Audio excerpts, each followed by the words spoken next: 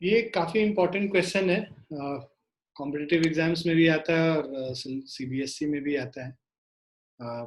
तो इस तरह के क्वेश्चंस को सॉल्व करने के लिए ना दो मेथड है। ठीक है, एक तो फॉर्मूला बेस्ड है, हम फॉर्मूला भी बताएंगे तुमको कि क्या होता है, और एक कॉन्सेप्ट बेस्ड है जहाँ पे प्रिंसिपल ऑफ सुपरपोजिशन बेसिकली हम लोग ये करते हैं, सुपर इम्पोज कर देते हैं। मतलब जहाँ पे नहीं है मास वहां एज्यूम कर लेते हैं कि मास है। ठीक है। सो पहले हम तुमको जो कॉन्सेप्ट बेस्ड है वो समझाते हैं, जिससे क्योंकि वो आगे ना ग्रेविटेशन में भी यूज होगा, वो आगे हम लोगों के इलेक्ट्रोस्टैट्स में भी यूज होगा, बहुत जगह उसको यूज करते हैं। ठीक है, फॉर्मूला हर चीज का आज के डेट में बन गया है, बट कॉन्सेप्ट सीखे रहोगे तो फिर कभी भी दिक्कत नहीं होगी। Let's see that concept first. So from a uniform circular disc of radius R, तो हमारे पास एक सर्कुलर डिस्क है पूरा रेडियस आर का। ठीक है, a circular disk of radius r by 6 and having center at a distance r by 2 from the center of the disk is removed। मतलब ये जो पोर्शन है, ठीक है, ये हम लोग रिमूव कर देते हैं इसमें से। ठीक है, इस डिस्क का ये पार्ट हमने रिमूव कर दिया। Determine the centre of mass of the remaining portion of the disc, तो जो रिमेनिंग पोर्शन है उस रिमेनिंग पोर्शन का हमें सेंटर ऑफ मास निकाल के बताना है। तो मान लो ये जो पोर्शन हमने रिमूव किया है ना, इसका मास m डैश है, रिमूव वाला पार्ट का। ठीक है, जो रिमेनिंग पार्ट है उसका मास कुछ m1 हो गया, और जो टोटल मास है लेट्स से वो कैपिटल है। क्लियर है? सो m1 जो है वो रिमेनिंग पार्ट का मास हो गया, m जो है ये टोटल मास हो गया, और m डैश जो है ये रिमूव्ड पोर्शन का मास हो गया।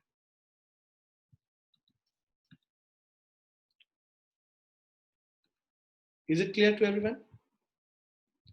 हमें पता है, अब देखो यहाँ पे रिमूव हो गया है, हम इसको अब कंसिडर करते हैं कि वापस यहाँ पे डाल दिया हमने।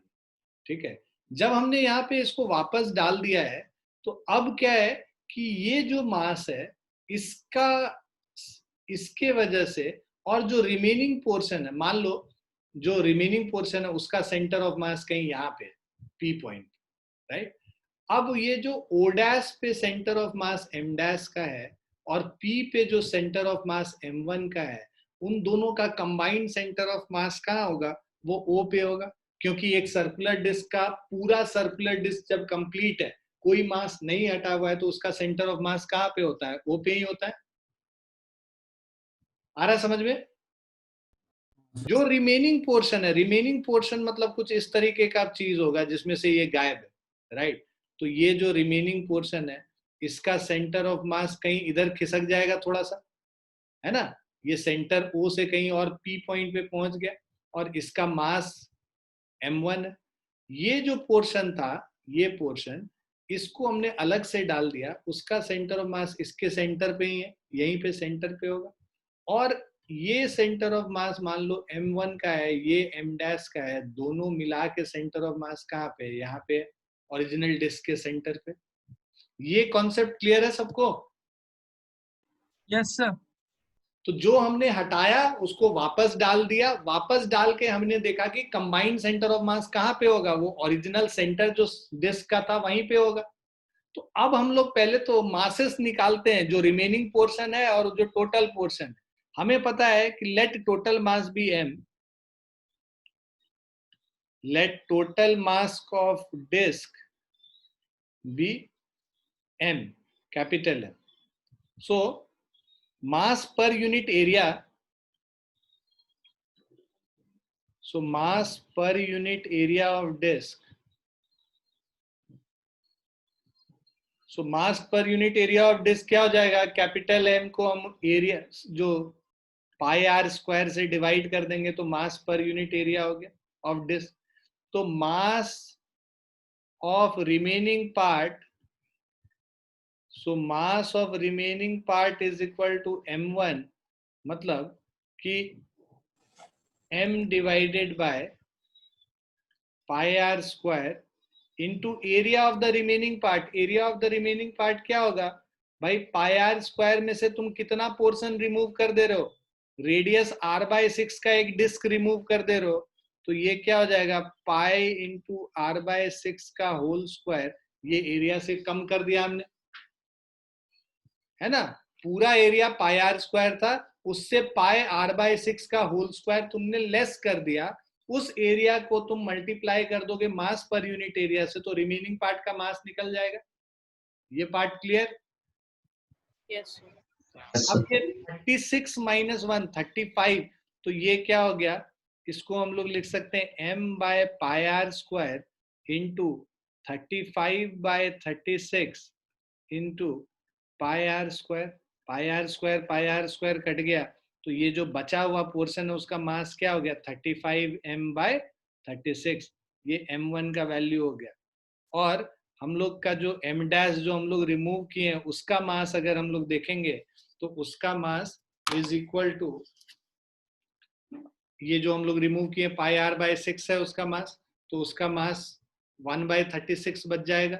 सो m dash is equal to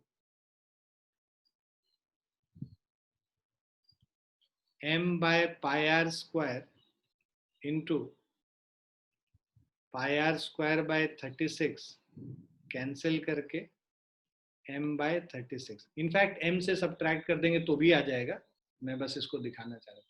अब क्या है कि हमें पता है कि हमारे पास दो, अब हम लोग इसको पॉइंट मास मान लेते हैं। एक पॉइंट मास यहाँ पे, एक पॉइंट मास यहाँ पे।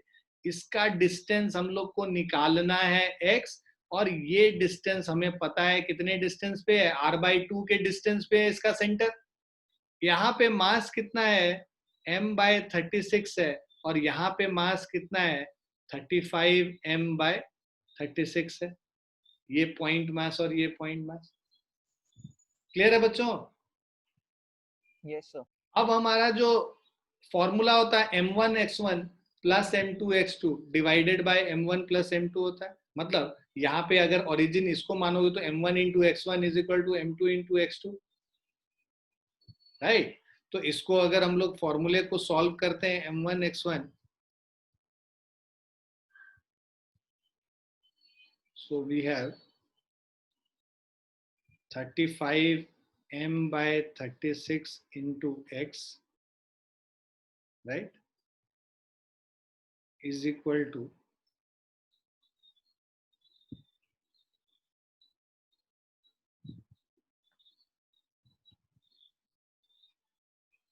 m/36 into r/2।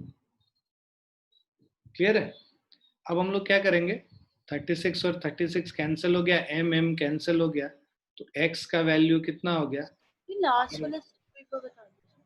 कौन सा? ये यस सर। कभी भी ओरिजिन पे जब सेंटर ऑफ मास होता है ना, ये ओरिजिन पे सेंटर ऑफ मास है, ये डिस्टेंस x1 है और ये डिस्टेंस x2 है, इसका मास m2 यहाँ पे और यहाँ पे मास m1, तो उस केस में m1x1 is equal to m2x2 होता है। ये स्पेशल केसेस में हम लोगों ने डिस्कस किया था, याद है बच्चों आप लोगों को? ये हम लोगों ने डिस्कस किया था कि नहीं? Yes sir. I will just tell you where.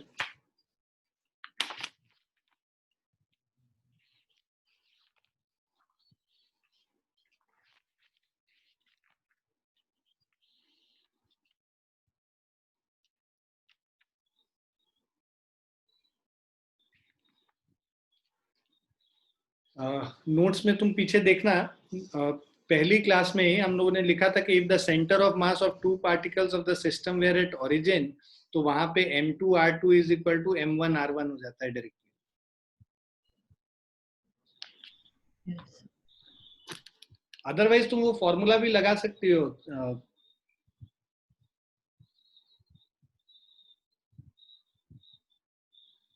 चैतन्य, आप यस वो सर। फॉर्मूला भी लगा सकते हैं कि इसको तुम ओरिजिन मान लेते हो तो इसका कोऑर्डिनेट क्या हो जाए? मान लो एक पॉइंट ये ओरिजिन है 0,0, तो इसका कोऑर्डिनेट क्या हो जाएगा? -x1,0, और इसका कोऑर्डिनेट क्या हो जाएगा? x2,0, right? तो इसका x कोऑर्डिनेट क्या होता है? m1x1 plus m2x2 by m1 plus m2 होता है ना? Yes sir. m1 x1 minus x1 plus m2 x2 मतलब m2 x2 divided by m1 plus m2, ये किसके बराबर हो गया? ओरिजिन के बराबर, 0 के बराबर। तो ये क्या हो गया? इधर गया तो 0 हो गया, m1 x1 इस तरफ आया तो plus m1 x1 is equal to m2 x2, okay sir. है ना? सो हम लोग इसको ओरिजिन मान ले रहे हैं, तो ये फॉर्मूला बेसिकली इजी रहता है करना कि this mass into this distance is equal to this mass into this distance. Centre of mass से अगर हम डिस्टेंस निकालना है, मतलब इस सेंटर से हम लोग को डिस्टेंस निकालना है, तो x क्या हो जाएगा? r/70 हो जाएगा। तो माइनस ये इसलिए दिया हुआ है क्योंकि यहाँ पे ओरिजिन से हम लोग लेफ्ट साइड में ले रहे हैं, इसीलिए माइनस दिया है। तो r/70 इसका वैल्यू है। क्लियर आप लोग को?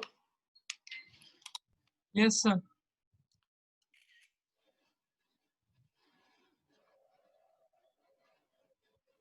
लिख लिया सबने? Yes, sir. Yes, sir.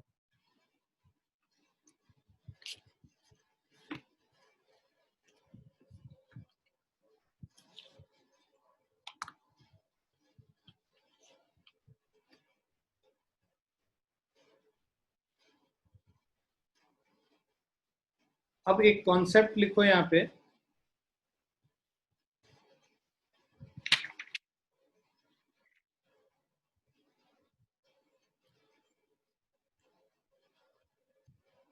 write down if some mass of area, if some mass or area is removed from a rigid body,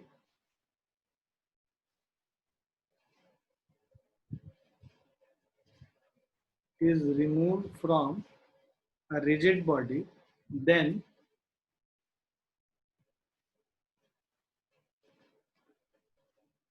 the position of center of mass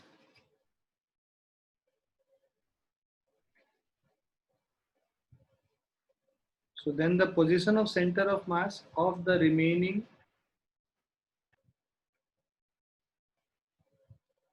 portion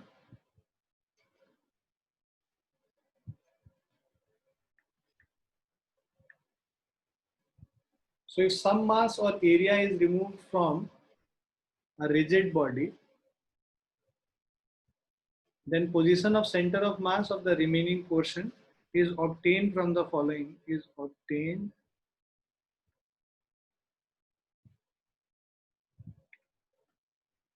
from the following formula.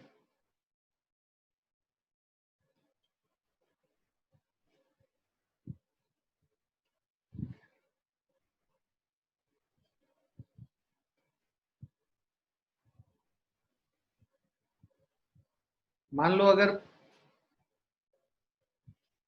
जो position of centre of mass, R centre of mass is equal to m1r1 minus m2r2 divided by m1 minus m2।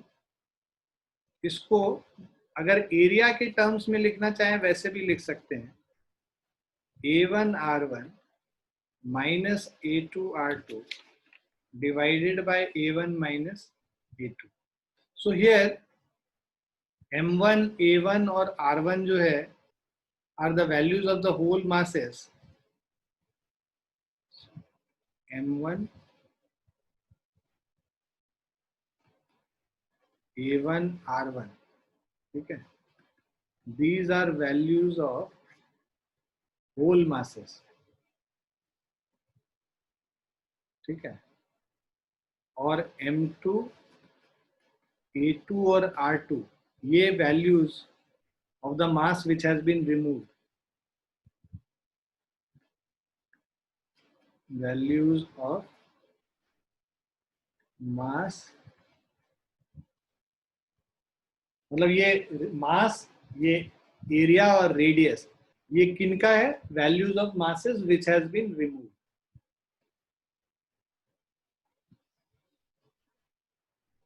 फटाफट इसको लिखो, उसके बाद question, इसको, इस question को उसी तरह से सॉल्व करते हैं।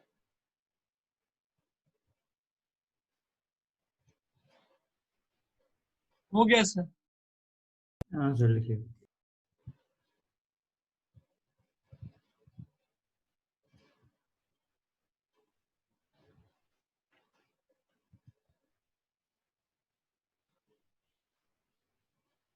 तो ये R1 जो है ना, ये बेसिकली पोजीशन वेक्टर है, ठीक है।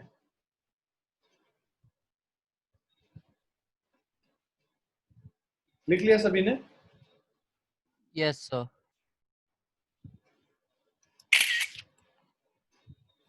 अब अगर हम इस क्वेश्चन को इस कॉन्सेप्ट पे करें, ये फॉर्मूले पे करें, तो हमें पता है कि ये जो x सेंटर ऑफ मास है इज इक्वल टू जो भी a1 into x1 minus a2 into x2 divided by a1 minus a2. x center of mass is equal to, so we have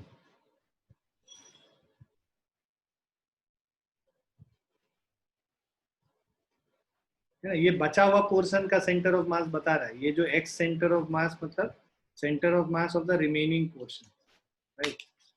वहां पे भी जो r सेंटर ऑफ मास कर रहे थे, right, centre of mass of remaining portion निकल रहा था। सो a1 x1, a1 क्या है? Original area. ओरिजिनल एरिया मेरा क्या है? पाई आर स्क्वायर, है ना। और उसका जो सेंटर ऑफ मास है पाई आर स्क्वायर का, दैट इज 0। इसका x सेंटर ऑफ मास का है, ओरिजिन पे है। ये जो पूरा जो पोर्शन था उसका pi are square into 0 minus a2 हमारा क्या है? जो दूसरा बचा हुआ रिमेनिंग जो भी एरिया हमने रिमूव किया है उसका area, right. So a2 is area of the small circle which has been removed, so that is pi r by 6 का होल स्क्वायर। और इसका सेंटर ऑफ मास का है r बाय 2 पे। So a2 into x2 divided by a1 minus a2 मतलब pi are square minus pi r by 6 का whole square. So which is equal to minus of pi r square by 36 into r by 2 divided by pi are square से pi are square by 36 minus कर देंगे तो 35 पाई are square by 36 बचेगा। अब ये 36 और 36 cancel हो गया, R square cancel, pi pi cancel, तो ये क्या हो गया? Minus r by 70। तो x इसका सेंटर ऑफ मास क्या हो जाएगा? Minus r by 70। क्लियर है बच्चों?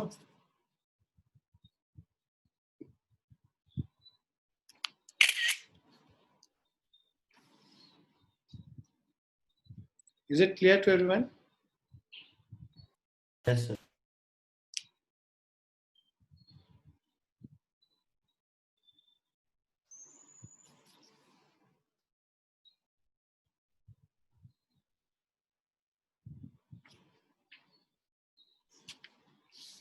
लिख लिया सभी ने?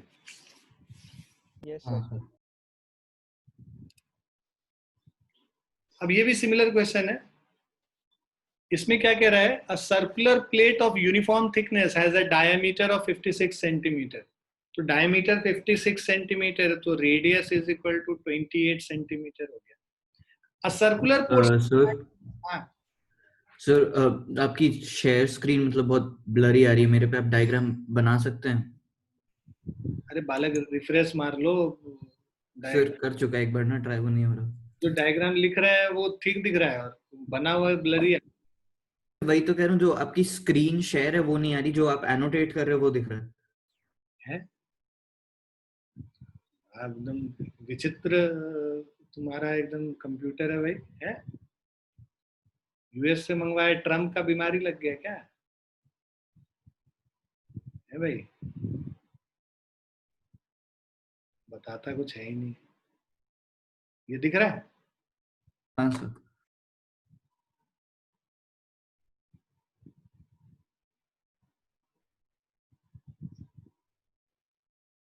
तो ये पोर्शन को हटा दिया है हमने बेसिकली, ठीक है।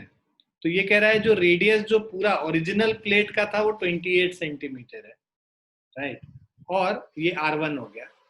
और जो रिमूव किया है ना हमने, वो रेडियस R2 जो है 42/2, that is 21 centimeter. Circular portion of diameter 42 centimeter is removed from one edge of the plate. Find the center of mass of the remaining portion of the disc. अब देखो ये जो है इधर, इसका जो सेंटर है और इसका जो सेंटर है, दोनों का सेंटर तो पहले नहीं, जो पूरा डिस्क का सेंटर जो है, ये अगर इधर रेडियस 28 है, इसका रेडियस 21 है, तो इन दोनों सेंटर के बीच का डिस्टेंस कितना हो गया? 7 सेंटीमीटर हो गया ना? माधव तुमको दिख रहा है? हाँ सर, अब दिख रहा है, ठीक है, आगे समझ। अच्छा, ये 21 हो गया R2। अब हम लोग को centre of mass of the remaining portion of the disc निकालना है। X centre of mass is A1 R1 minus A2 R2 divided by A1 minus A2। ये फॉर्मूला था ना भाई? हाँ। सो अब A1 R1 मतलब A1 X1 basically, sorry A1 X1 minus A2 X2 का। सो अब ये वैल्यूज पुट करोगे, पहले वाले का area pi are square, pi R1 square basically,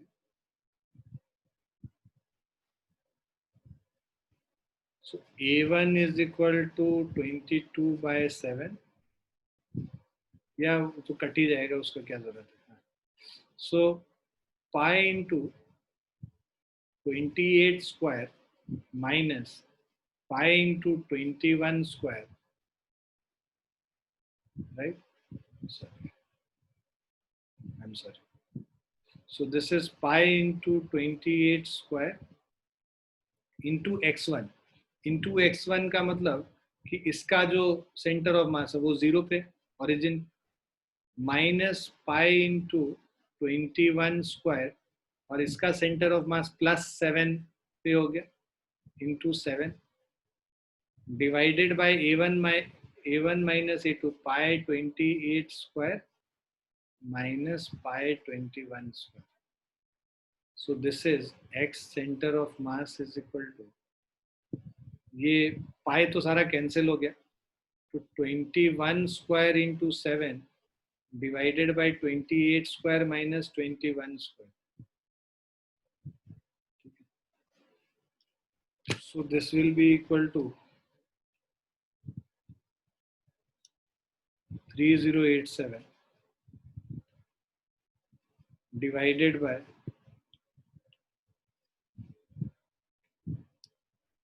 343.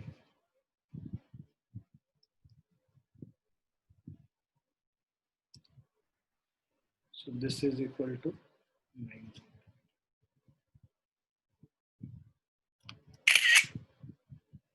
Clear है बच्चों? Yes, sir.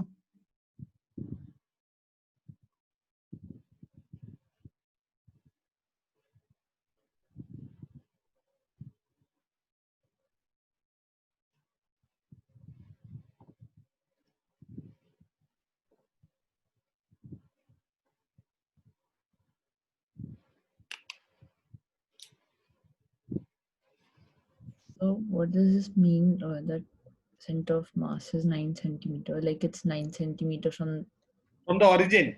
From the origin means towards right. Means it will be somewhere here. Yes. Okay. Why? Because from the origin it is +9 centimeter. जैसे पिछले बार तो negative आ गया था ना हम लोग का, नेगेटिव था पिछले बार, मतलब ओरिजिन से इधर था, अब ओरिजिन से इस तरफ। Is it clear? So it's So maybe but the mass is on the left hand side, so shouldn't it be on the left hand side? भाई मैथमेटिकली जो चीज निकलता है वही होता है। दिख रहा है वो फिगर तुमको कितना सही है ये कैसे पता? हाँ? so इसमें न्यूमरेटर में तो माइनस, मतलब उस हिसाब से ये 21 सेंटीमीटर हुआ, ये 7 सेंटीमीटर हो गया, राइट? तो अगर 21 इधर भी बनाओगे इसके, तो ये कितना बचेगा तुम्हारा? ये 21 21 42 28 14 हो गया, ये 14 ही तो बचा। हाँ, क्या बोल रहे हो नियारा? so इसकी न्यूमरेटर में 0 माइनस है, तो कहाँ 0 माइनस है? ऊपर। अच्छा ये हम लोग भूल गए थे, सॉरी, इसीलिए हम लोग को गलत आ रहा है। ये नेगेटिव साइन था ना, -9 centimetre. So it will be here only, on this side only. -9 as in from here to here. Okay. We forgot this negative sign.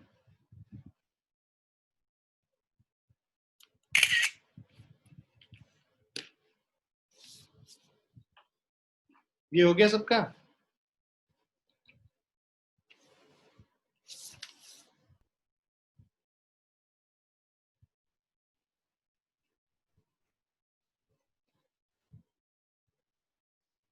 Now see the next one. अब यहाँ पे determine the coordinates of the center of mass of a right circular solid cone of base radius r and height h. तो यहाँ पे ये जो solid cone है, इसका center of mass जो हम लोग ने h/4 वाला जो किया था, उसका center of mass हम लोग को निकालना है, और निकाल के बताना है basically. So in this case basically हम लोग ये इंटीग्रेट करके हम लोग निकालते हैं. तो कोई भी लेट्स से y डिस्टेंस पे सेंटर, यहाँ पे इसके बेस से y डिस्टेंस पे एक dy विड्थ का, ये जो विड्थ है dy विड्थ का एक डिस्क कंसीडर करते हैं. ठीक है, अब इसका विड्थ dy है, राइट, और ये जो इधर से नीचे से y डिस्टेंस है, ये टोटल हाइट h है, तो ऊपर से उसका डिस्टेंस h माइनस y हो जाए. अब इस डिस्क का अगर हम सेंटर ऑफ मास निकालें, राइट, तो उसके लिए पहले तो इसका रेडियस अगर हम इस डिस्क का कैलकुलेट करें तो ये सिमिलर ट्राइंगल से हम लोग कर सकते हैं, राइट. तो सिमिलर ट्राइंगल वाला कॉन्सेप्ट अगर हम लोग यूज करेंगे तो AC divided by AO is equal to BC divided by DO. Clear है ना बच्चों? यहां से ये height AC divided by AO is equal to BC divided by DO. ये क्लियर है सबको? तो AC का वैल्यू है हमारा h minus y divided by AC divided by AO means h is equal to BC. BC है हमारा x और DO है हमारा r. तो x का वैल्यू क्या हो गया? r times h minus y divided by h. ये फर्स्ट हो गया x का वैल्यू. Now mass of elementary disc is equal to volume into density. तो मान लो डेंसिटी हम लोग रो मान लेते हैं, वॉल्यूम क्या हो जाता है, इस डिस्क का वॉल्यूम क्या हो जाएगा, मतलब ये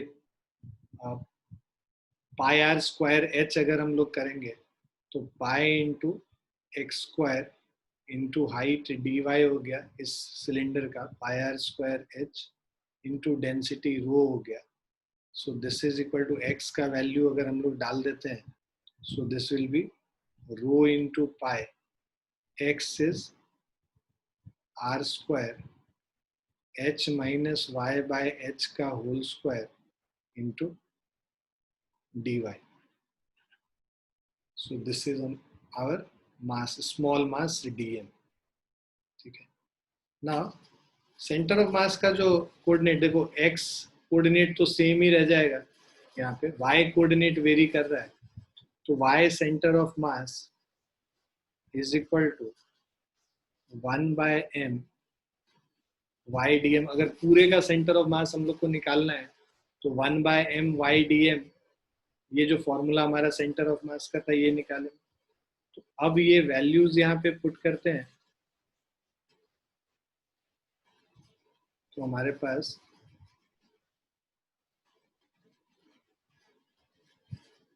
ठीक है, तो 1 by m into Y D M. तो टोटल मास अगर m है, so y center of mass is equal to 1 by m. y का value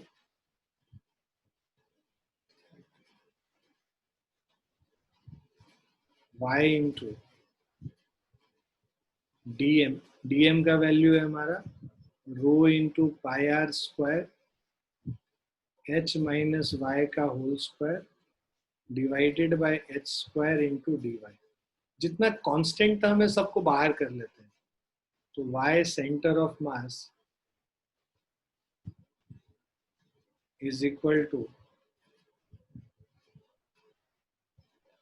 1 by M H square into या rho into pi are square y into h minus y whole square d y. और y का value कहाँ से कहाँ तक very कर रहा है, 0 से लेके h तक वेरी कर रहा है, राइट। अब इसको हम लोग ओपन कर लेते हैं। So y centre of mass is equal to rho pi are square divided by M H square और integration of 0 to h square y dy plus of y cube dy 0 to h plus of minus of minus 2hy square और इसको 0 to h integrate. So this is rho into pi r square by mh square, right? So this is h square बाहर ले लेंगे, y dy y square by 2 हो जाता है, y square by 2 मतलब h square by 2 हो गया। Upper limit lower limit डाल देंगे तो y4 बाई 4 मतलब h4 बाई 4 हो गया, minus 2h y cube by 3 तो 2h into h cube by 3। So minus 2h4 ये h4 by 4 plus h4 by 4, right, minus 2h4 by 3 है। So this is rho pi are square by M H square into h4 बाहर ले लो, अंदर बच जा रहा है 1 by 4 plus 1 by 4 1 by 2 minus 2 by 3।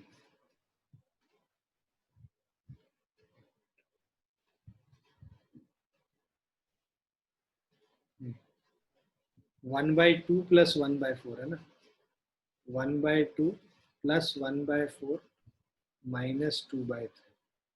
इसको कैलकुलेट करेंगे ये वाला जो ब्रैकेट के अंदर है, तो ये हमारा एलसीएम अगर 12 ले लेते हैं तो 6 प्लस 3 9 माइनस 8 1 बाई 12 हो जाता है। सो दिस गिव्स अस, ये इसको कैंसिल करेंगे तो हमारा rho pi are square m into H square 1 by 12।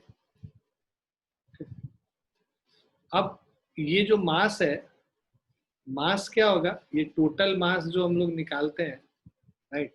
So this is, मैं यहाँ पे लिख दे रहा हूँ, right. So y centre of mass is equal to rho into pi are square into H square divided by mass क्या होता है, volume into density, density rho है और इसका जो वॉल्यूम होगा 1/3 पाई आर स्क्वायर एच हो जाएगा, कोन का वॉल्यूम इंटू 1/12। अब ये देखो पाई आर स्क्वायर एच जो है और रो ये कैंसिल हो जाएगा, पाई आर स्क्वायर एच, एक एच यहाँ पे बचेगा, ये h अपॉन 4 हो जाएगा, 3 और 12 कैंसिल होगा तो h अपॉन 4 बच जाएगा। तो this is the centre of मास का पोजीशन, बस बेस से h/4 के distance.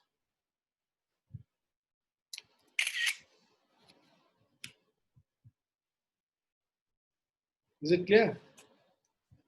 Yes, sir.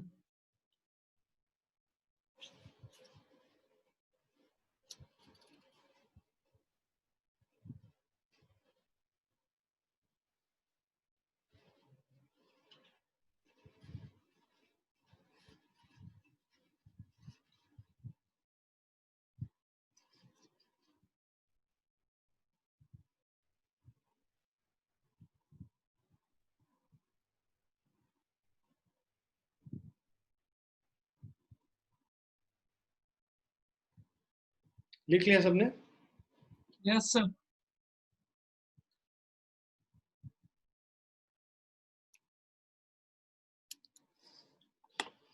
Now in this question we have done a similar kind of question, but वहाँ पे क्या था कि दोनों जो है सिमेट्रिकल थे.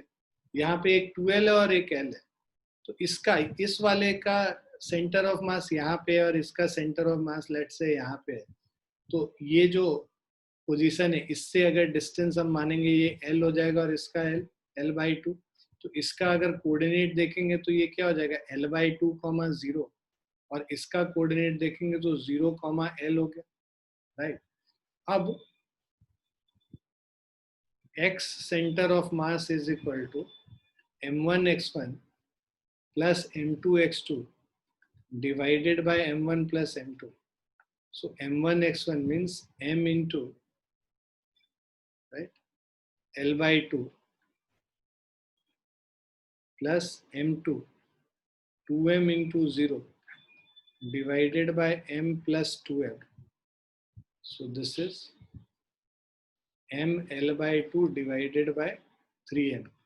So ये हो गया L/6, right? और y center of mass is m1 y1 plus m2 y2 divided by m1 plus m2. m1 y1 means m into 0 plus 2m into L by m plus 2m, right? So this is 2m into L divided by 3m. So this is 2L by 3, y center of mass. ठीक है. अब हमें कह रहा है कि a uniform rod of length 3L is bent at right angles if length of rod is 1.8 meter. मतलब ये पूरा रॉड जो था ये 3L लंबा था, राइट? जो ओरिजिनल रॉड था that was 3L in length. तो 3L कितना है 1.8 के बराबर, तो L कितना हो गया 0.6 के बराबर, right? So if the rod length of the rod is 1.8 that means 3L is equal to 1.8. so L का वैल्यू 0.6 हो गया. So when you put this, x center of mass is equal to 0.6 by 6, that is 0.1, and y center of mass is 2 into 0.6 by 3, so that is 0.4. So the coordinate is 0.1, 0.4. Find the coordinates and position vector of the center of mass of system. ठीक है, तो ये coordinate हो गया. और अगर इसका position vector निकला है तो ये x है और ये y है, तो ये क्या हो जाएगा 0.1i प्लस 0.4j. ये पोजीशन वेक्टर हो गया. इसे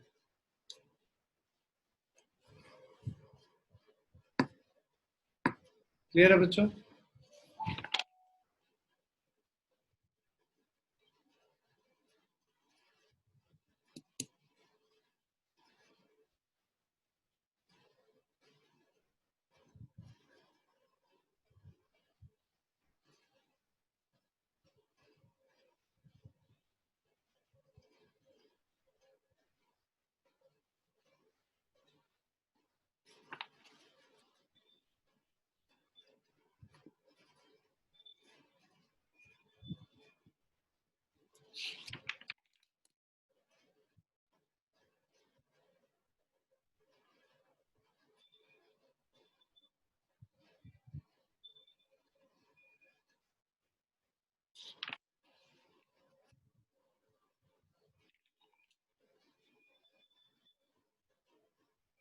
Is it clear to everyone?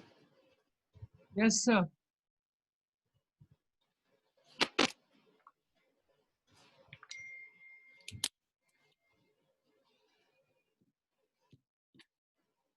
लिख लिया सभी ने?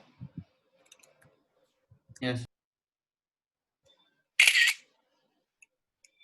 अब जो नेक्स्ट वाला है ये बाद में बताएंगे क्योंकि इसमें थोड़ा सा और कॉन्सेप्ट लग रहा है. So we'll do it in next class. अब ये हम लोग एंगुलर वेलोसिटी स्टार्ट करेंगे. बेसिकली सेंटर ऑफ मास वाला कॉन्सेप्ट खत्म हो गया. अब रोटेशन वाला कॉन्सेप्ट आया basically. So angular velocity and its relation with linear velocity. So हम लोग जब सर्कुलर मोशन पढ़ रहे थे तब भी थोड़ा बहुत हम लोगों ने देखा था, है ना, एंगुलर वेलोसिटी और लीनियर वेलोसिटी का रिलेशन. अब ये हम लोग बेसिकली एक जो रिजिड बॉडी है उसका जो रोटेशनल मोशन हो रहा है और उसका एंगुलर वेलोसिटी जो होगा जो रोटेशनल मोशन का, और उसके लीनियर वेलोसिटी का रिलेशन हम लोग निकालते हैं. तो ये लेट्स से हमारे पास एक रिजिड बॉडी है ना, और ये पूरा rigid body, this is rotating about an axis. So this is an axis along z axis. So this rigid body is rotating about this axis, right? Now every particle of the body moves in a circle which lies in a plane perpendicular to the axis and has its center on the axis. So angular velocity of a particle is defined as the time rate of change of its angular displacement. So angular velocity क्या हो गया? Angular displacement by time taken. Angular displacement मान लो बाद पहले P point पे था ये, और ये घूम के P डैश पे पहुंच गया जब रोटेट किया, तो कितना चेंज हुआ एंगल से? डेल्टा थीटा से चेंज हो गया angle. So angular velocity, angular displacement यहाँ डेल्टा थीटा है और टाइम टेकन डेल्टा टी है. So as delta T tends to be zero, the ratio delta theta by delta T approaches a limit with which is the instantaneous angular velocity d theta upon dt. So जब delta T tends to zero है तो delta theta by delta t को d theta by d t से replace कर दे. We represent the instantaneous angular velocity by Greek letter omega, है ना. तो ओमेगा से हम लोग रिप्रेजेंट करते हैं, तो ओमेगा हमारा क्या हो गया? D theta by d T हो गया, right. So rate of change of angular velocity, rate of change of angular displacement is angular velocity. So omega is equal to d theta by dt. Now angular velocity is measured in, ये जो angular velocity है इसको हम लोग measure कर रहे हैं किसमें? radians per second में. And its dimensional formula अगर हम लोग देखेंगे angular velocity का, angle का कोई dimension होता नहीं है, रेडियन पर सेकेंड इसका कोई डायमेंशन नहीं है, पर second means by time, so m0 l0 t -1 हो जाता है. So angular velocity is vector quantity whose direction is given by right hand screw rule. For rotation about a fixed axis, the angular velocity vector lies along the axis of rotation and points in the direction in which the tip of right hand screw would advance if the head of the screw is rotated with the body. तो इस screw को जिधर घुमाएंगे तो screw जिधर, अगर हम लोग इसको एंटी क्लॉकवाइज रोटेट करते हैं तो ये ऊपर की तरफ जाता है, और यही अगर इसको क्लॉकवाइज रोटेट करेंगे तो ये नीचे की तरफ स्क्रू खुलेगा बेसिकली. और इधर ए वाला केस में स्क्रू टाइट हो रहा है और बी वाले केस में स्क्रू खुल रहा है. जब टाइट होता है तो स्क्रू अंदर की तरफ जाएगा, मतलब ऊपर की तरफ जाएगा, और जब ढीला कर रहे होते हैं तो स्क्रू नीचे की तरफ आता है, राइट. तो मतलब एंटी क्लॉकवाइज अपवर्ड, तो राइट हैंड स्क्रू रूल या right hand thumb rule. Right hand thumb rule क्या कहता है कि जिधर रोटेशन होता है उधर फिंगर्स को कर्ल कर लो, जो थंब का डायरेक्शन है वो हमें डायरेक्शन ऑफ एंगुलर वेलोसिटी दे. और इस वाले केस में जब क्लॉकवाइज हो रहा है तो जब ये क्लॉकवाइज मूव कर रहा है तो फिंगर हमारा क्लॉकवाइज टर्न करेगा, तो जो थंब का डायरेक्शन है वो हमें एंगुलर वेलोसिटी का direction they. Is it clear? फिर से समझ लो यहाँ पे कि अगर हम लोग एंटी क्लॉकवाइज जा रहे हैं तो एंटी क्लॉकवाइज जब अपने फिंगर्स को टर्न करेंगे तो जो हमारा थंब है that will give you the direction of angular velocity. और जब क्लॉकवाइज टर्न कर रहे होते हैं, जब क्लॉकवाइज टर्न करेंगे तो जो थंब है वो नीचे की तरफ जा रहा है, तो एंगुलर वेलोसिटी का डायरेक्शन, मतलब एंगुलर वेलोसिटी नेगेटिव हो जाएगा यहाँ पे. तो नीचे की तरफ हम लोग जनरली नेगेटिव लेते हैं और ऊपर की तरफ को हम लोग पॉजिटिव लेते हैं. Excuse me, sir, have you stopped sharing?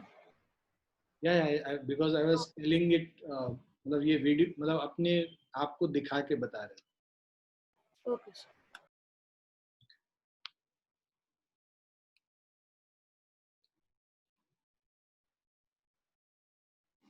Now, for anti-clockwise rotation, the direction of angular velocity omega is along the axis of rotation and directed upwards.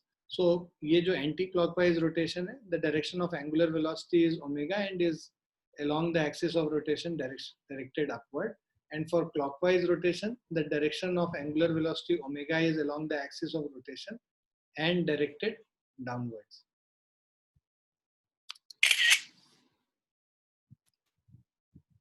Now relation between angular velocity and linear velocity. So suppose a particle is moving along a circular path of radius r and a uniform angular speed omega at any time t. Suppose the particle is at A, where OA is r. In a small time interval delta t, let the particle reaches B, tracing angle AOB is equal to delta theta. तो ये r हो गया, और let's say किसी point पे A से ये particle B पे पहुंच गया. So एंगल कितना कवर किया? डेल्टा थीटा एंगल कवर किया. और ये जो OB है, this OB will be equal to, see this vector is r and this is delta r. So if you add these two vector, ये vector क्या होगा? r plus delta r हो जाएगा. So OB is equal to r plus delta r. और अगर हमें AB निकालना है तो that will be final position vector minus initial position vector OB minus OA. तो OB था r plus delta r, minus r कर देंगे तो delta r बच जाएगा, right? So by definition omega क्या होता है? d थीटा by dt होता है, और delta theta is omega delta t. Delta theta हमारा इज बेसिकली यहाँ पे AB by OA है ना. AB by OA बेसिकली हम स्मॉल एंगल के लिए देख रहे हैं, तो ये जो AB है, लेंथ ऑफ आर्क हम ले रहे हैं, तो length of arc divided by radius is delta theta. So that is delta r by r हो गया.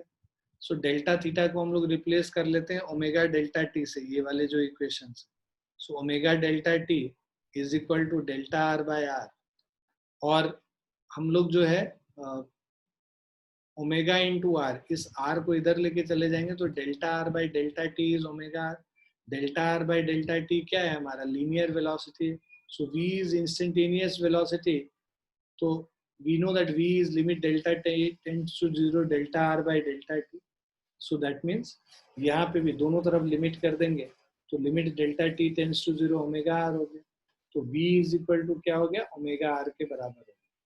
तो velocity is equal to omega r. This is the relation between angular velocity and linear velocity. So v is equal to, अगर हम लोग इसको vectorially लिखेंगे तो v is equal to omega cross r. So this is the relation between linear velocity and angular velocity. Is it clear? Yes, sir. So for particles on the axis, तो जब हम लिखते हैं कि v is equal to omega r, तो यहाँ पे when for particle on the axis when r is equal to 0, तो जब r हमारा 0 होगा तो v क्या हो जाएगा? v भी 0 हो जाएगा. Thus particles on the axis are stationary. This verifies that axis is fixed. तो कोई अगर ऑब्जेक्ट रोटेट कर रहा है इस एक्सिस के अबाउट, तो जो एक्सिस पे जो पार्टिकल एग्जिस्ट कर रहा होगा उसका रेडियस 0 होगा, इस एक्सिस से डिस्टेंस उसका 0 होगा. तो जो एक्सिस पे पार्टिकल वो स्टेशनरी रहता है, वो रोटेट नहीं करता. तो इससे हमें ये पता चलता है कि एक्सिस जो है स्टेशनरी रहता है. This verifies that axis is fixed. Thus, just as in pure translation, all the particles of the body have the same linear velocity at any instant of time. Similarly, in pure rotation, all particles of the body have same angular velocity at any instant of time. तो जैसे हम लोग जब एक object जो है move कर रहा है ट्रांसलेशनल मोशन में, तो वहां पे जितने भी पॉइंट्स हैं यहाँ पे, वो सारे पॉइंट्स इस ऑब्जेक्ट के इक्वल डिस्टेंस मूव कर रहा होगा इक्वल इंटरवल ऑफ टाइम. उसी तरह अगर एक पार्टिकल, एक पूरा रिजिड बॉडी अगर रोटेट कर रहा है, तो जितने पार्टिकल्स हैं इस रिजिड बॉडी पे वो सारे इक्वल एंगल मूव कर रहा है इक्वल टाइम इंटरवल. ठीक है, इक्वल एंगल मूव कर रहा है इक्वल टाइम इंटरवल में, मतलब उनका एंगुलर वेलोसिटी सेम. यहाँ लीनियर वेलोसिटी सेम था, यहाँ angular velocity same. So all, this is important, all particles of a body having the same angular velocity at any instant of time. इन जब भी pure rotation होगा तो जितने भी particles हैं उस पूरे ऑब्जेक्ट पे, वो सारे particles will move y equal angular displacement in equal interval of time. So that means angular velocity will be same for each of them.